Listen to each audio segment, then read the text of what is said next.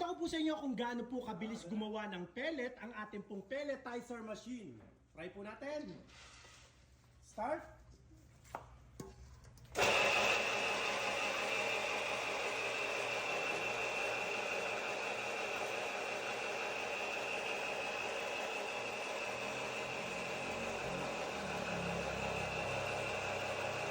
Ganyan siya kabilis. Tingnan nyo, dami na agad nagagawa. Oh.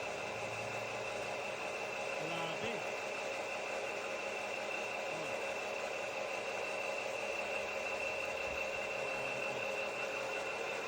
Okay.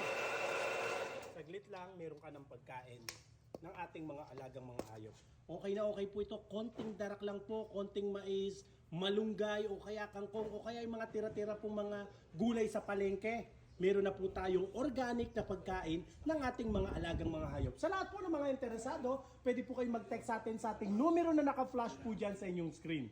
At pwede nyo rin po akong i-follow sa ating pong Facebook page at sa ating pong YouTube channel. Maraming salamat po.